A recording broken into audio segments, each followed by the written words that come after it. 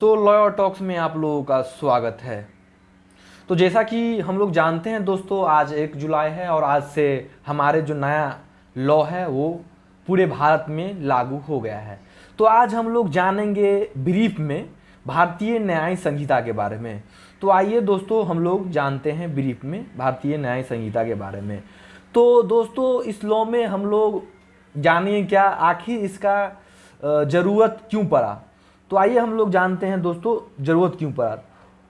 What was the need. First of all हम लोग जानेंगे कि जो बीएनएस है इसका ज़रूरत क्यों पड़ा।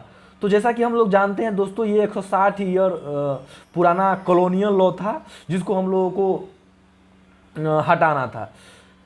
अलाइंग criminal law with Indian values and ethos. हम लोग को क्या करना था, इंडियन वैल्यू और इथोस के साथ अपने जो लॉ है उनको इम्प्लीमेंट करना था।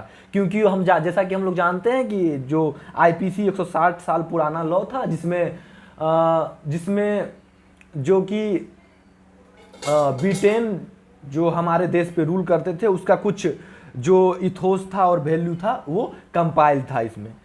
अब हम आगे जानते हैं मॉडर्नाइजिंग आउटडेटेड प्रोविजन। जो भी आउटडेटेड प्रोविजन था उन सबको क्या किया हम लोग, मॉडर्नाइज कर दी। जैसे कि updating archaic language and concept reflecting contemporary social realities and technological advancement. हम लोग क्या मॉडर्नाइज किए हैं दोस्तों, अपडेटिंग आर्किक लैंग्वेज, रिफ्लेक्ट किया क्या किए contemporary social realities and technical advancement. आगे है दोस्तों टैकलिंग इमर्जिंग क्राइम्स। जैसा कि हम लोग जानते हैं दोस्तों, आजकल बहुत सारे क्राइम होते हैं जिसमें combating terrorism, organise crime and cyber crime more effective. जैसा कि दोस्तों हम लोग जानते हैं आज एआई का ज़माना हो गया है, सब कुछ एआई से ही चलता है, रोबोट, और साइबर क्राइम काफ़ी हद तक बढ़ गया है जिसका सोल्यूशन हमारे पुराने आईपीसी में नहीं था, जो कि बीएनएसए में उसका सोल्यूशन दिया गया है।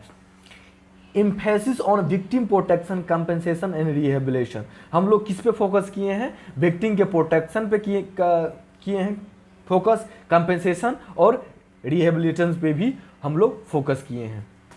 आगे स्लाइड में हम लोग दोस्तों जानते हैं changes Indian penal code to Bharatiya Nyaya संहिता। क्या चेंज हुआ है, इंडियन पेनल कोड जो भारतीय न्याय संहिता में बदल दिया गया है। BNS content 358 358 section BNS contain करता है, जो कि 20 चैप्टर में बटा हुआ है, और आईपीसी 511 सेक्शन कंटेन करता था जिसमें 23 चैप्टर थे। हम लोगों ने बीएनएस में 20 new offence have been added, 20 नए प्रकार के क्राइम को भी हम लोगों ने बीएनएसए में ऐड किया है। 19 provision that existed in BF have been deleted. 19 प्रकार के जो प्रोविजन थे जो कि आईपीसी में ऑलरेडी एग्जिस्ट से वर्किंग थे, उन सब को हम लोगों ने बीएनएस में डिलीट कर दिया है। In 33 offence the punishment of imprisonment has been increased. 33 प्रकार के ऐसे क्राइम हैं जिनमें हम लोगों ने क्या किया है, जेल की जो सजा है उनको इंक्रीज कर दिया है। अगले स्लाइड में हम लोग दोस्तों जानेंगे आखिर हम बीएनएस में एडिशन क्या किए हैं दोस्तों। तो सेक्शन 48 जो है abetment outside India for offence in India. जैसा कि आईपीसी में दूसरे देश में इंडिया के विरोध में कोई भी कंस्पायरेसी रची जाती थी, तब आईपीसी में उसका कोई सोल्यूशन नहीं था, कोई पनिशमेंट नहीं था। लेकिन दोस्तों बीएनएस में इसका प्रॉपर पनिशमेंट भी है। 69 जो है sexual intercourse by employing deceitful means. जैसा कि दोस्तों सेक्सुअल इंटरकोर्स जो 69 में दिया गया है, जैसा कि फॉर एग्जांपल हम लोग समझ लेते हैं कि जैसे कोई कंपनी के मालिक है और अपने जो फीमेल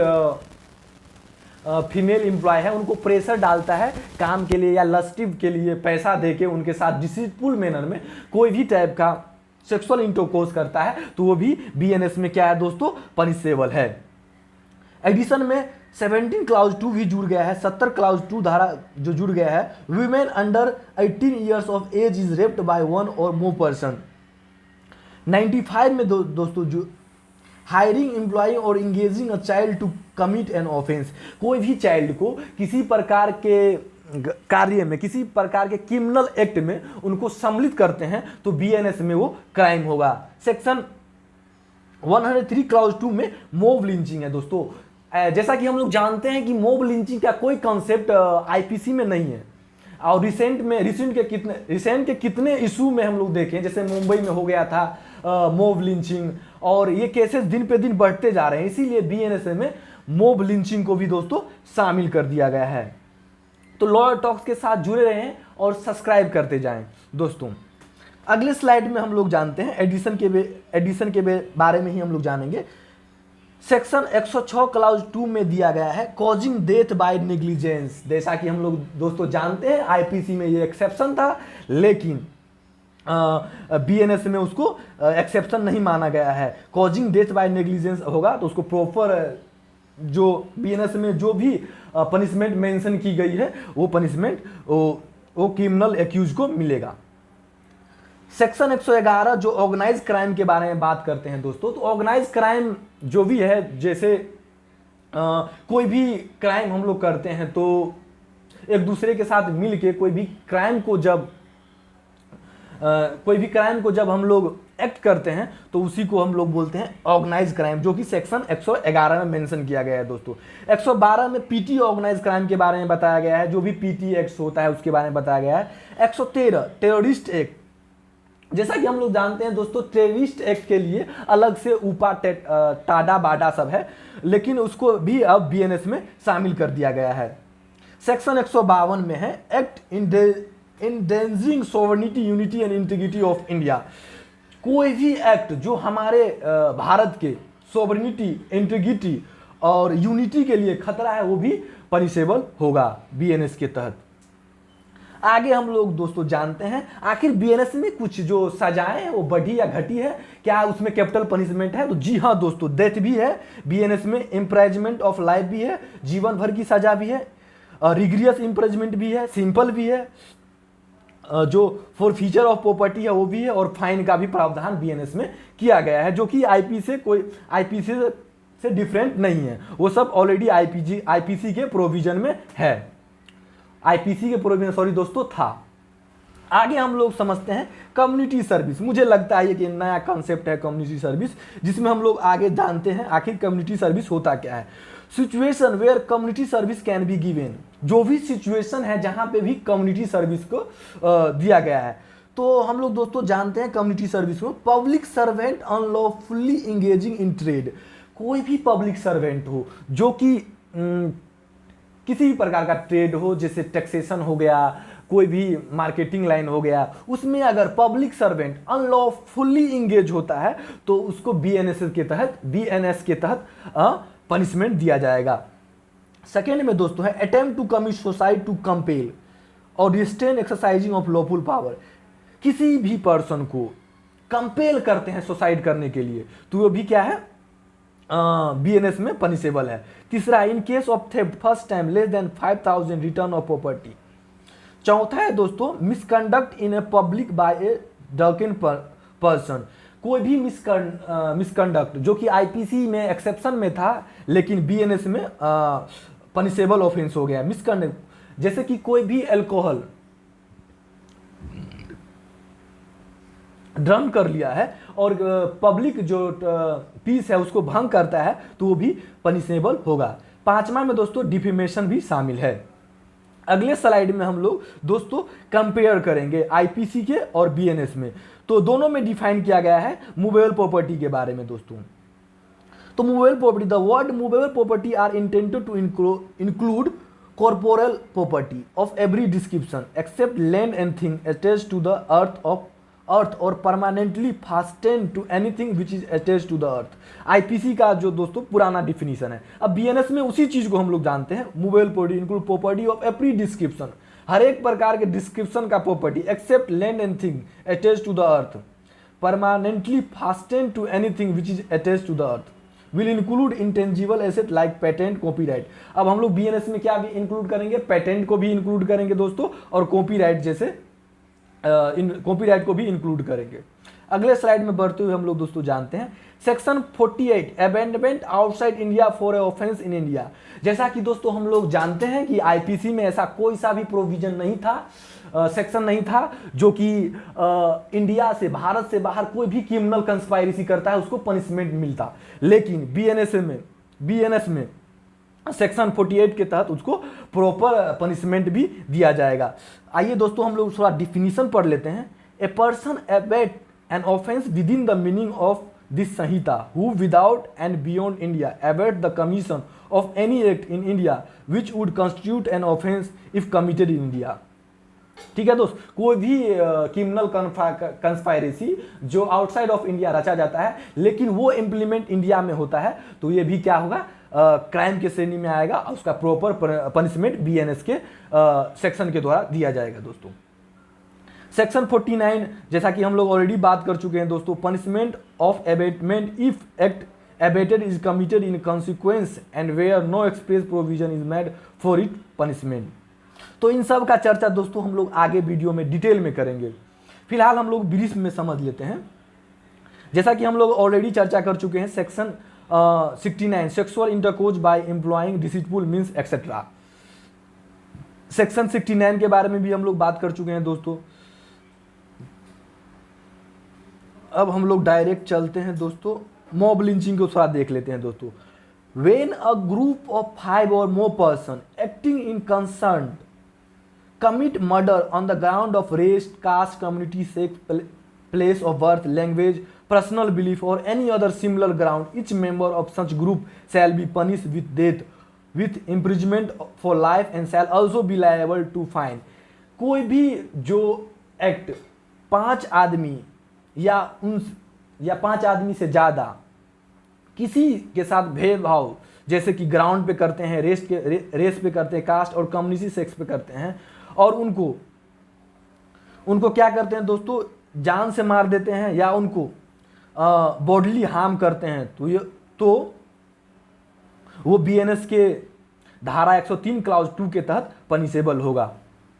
आगे हम लोग दोस्तों जानते हैं section 107 voluntary causing grievous hurt. हाँ, कुछ इंपॉर्टेंट है जो हम लोग जानते हैं दोस्तों जो कि इसमें ऐड हुआ है। इंपॉर्टेंट सेक्शन 111 ऑर्गेनाइज क्राइम के बारे में बात करता है। सेक्शन 112 पीटी ऑर्गेनाइज क्राइम के बारे में बात करता है दोस्तों। और section 113 of BNS terrorist act के बारे में बात करता है। जैसा कि हम लोग दोस्तों डिटेल में समझते हैं कि ऑर्गेनाइज क्राइम आखिर होता क्या है, जो कि सेक्शन 111 बीएनएस में दिया गया है। Any continuing unlawful activity including kidnapping, ठीक है दोस्तों, robbery, vehicle theft, extortion, land grabbing, contact killing, economic offence, cyber crimes, trafficking of person, drugs, weapon, illicit goods और service, human trafficking for prostitution और ransom by any person और a group of person acting in concern singly or jointly either as a member of an organized crime syndicate or on behalf of such syndicate by use of violence, threat of violence, intimidation, coercion or by any other unlawful means to obtain direct or indirect material benefit including a financial benefits and constitute organise crime. देखिए दोस्तों, organise crime में सम्मिलित किसी को किया गया है। Kidnapping को भी ऑर्गेनाइज क्राइम में कर दिया गया है, रॉबरी को भी ऑर्गेनाइज क्राइम में कर दिया गया है, व्हीकल थेफ्ट को भी कर दिया गया है, एक्सटॉर्शन को भी कर दिया गया है, लैंड ग्रेबिंग को भी कर दिया गया है दोस्तों, कॉन्ट्रैक्ट किलिंग को भी कर दिया गया है, जैसा कि आप लोग ऑलरेडी जानते हैं। इकोनॉमिक ऑफेंस को भी कर दिया गया है। जो भी मेंशन है इन सब को ऑर्गेनाइज क्राइम के श्रेणी में रखा गया है, जो बीएनएस के सेक्शन 111 में बताया गया है। अब हम लोग जानते हैं दोस्तों, की पॉइंट जान लेते हैं आखिर ऑर्गेनाइज क्राइम का की पॉइंट क्या होता है। Organise crime syndicate means a group of 2 or more person, 2 या 2 से अधिक व्यक्ति हु एक्टिंग आइदर सिंगली, क्या वो या तो अकेला एक्ट करता है या ग्रुप के साथ एक्ट करता है, एज अ सिंडिकेट और गैंग, कोई भी सिंडिकेट के थ्रू एक्ट करता है या गैंग के थ्रू एक्ट करता है। Include in any continue unlawful activity, कोई भी प्रकार की अगर अनलॉफुल एक्टिविटी है वो सबको इंक्लूड करता है। कंटिन्यूइंग अनलॉफुल एक्टिविटी मीन्स होता है an activity prohibited by law, जो भी एक्टिविटी है जो हमारे लॉ के द्वारा प्रोहिबिट किया गया है, which is a cognizable offence punishable with imprisonment of 3 year more undertaken by any person either singly, या तो अकेले हो या एक से ज़्यादा हो, ज्वाइंटली हो, as a member of an organise crime syndicate. Economic offence दोस्तों जान लेते हैं हम लोग, जैसे हुआ includes criminal breach of trust, include हुआ फॉगेरी यूज होता है दोस्तों, currency note, bank notes, and government stamps etc. are these are economic offense. Punishment, इन सब के लिए पनिशमेंट दोस्तों, if such offence has resulted in the death of any person, इस प्रकार की जो भी ऑफेंस होगा, अगर उसमें कोई भी व्यक्ति की मृत्यु हो जाती है तब बी पनिश विद डेथ और इम्प्रिजमेंट ऑफ लाइफ, तो उस व्यक्ति को पनिशमेंट या तो उनको कैपिटल पनिशमेंट दिया जाएगा या तो उनको जिंदगी भर के लिए उम्र कैद की सजा दी जाएगी. In any other case be punish with imprisonment for a term which shall not be less than 5 years but which may extend by imprisonment of for life. इस तरह का पनिशमेंट उन लोगों को दिया जाएगा.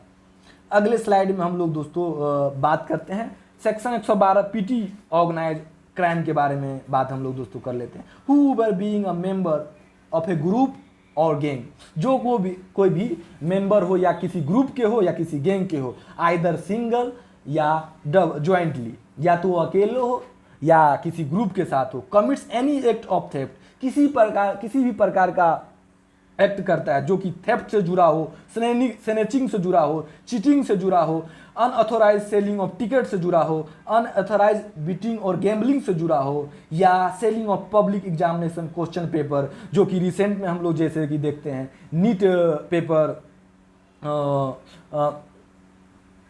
नीट स्कैम उसको हम लोग बोल सकते हैं, वो हुआ. Any other similar criminality is said to commit PT organise offence, जो कि सेक्शन 112 में दिया गया है दोस्तों. सेक्शन 112 का एक्सप्लेनेशन और पनिशमेंट आप लोग खुद से पढ़ लीजिएगा. आगे हम लोग बढ़ते हैं सेक्शन 113 टेररिस्ट एक्ट के बारे में, जो कि आईपीसी में नहीं था लेकिन बीएनएस में उसको इंक्लूड कर दिया गया है दोस्तों. तो आइए हम लोग उसका डेफिनेशन समझ लेते हैं.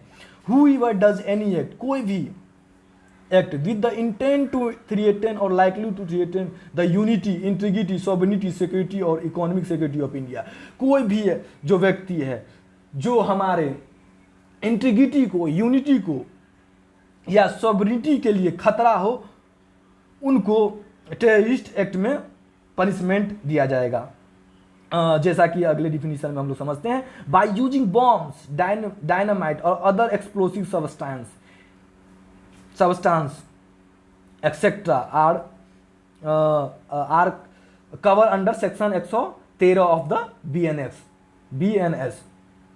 अब लोग हम लोग दोस्तों बढ़ते हैं अगले स्लाइड की ओर. सेक्शन 113 जैसा कि डिफाइन किया गया है, डेथ ऑफ और इंजूरी टू एनी पर्सन और person, loss of or damage to or destruction of property,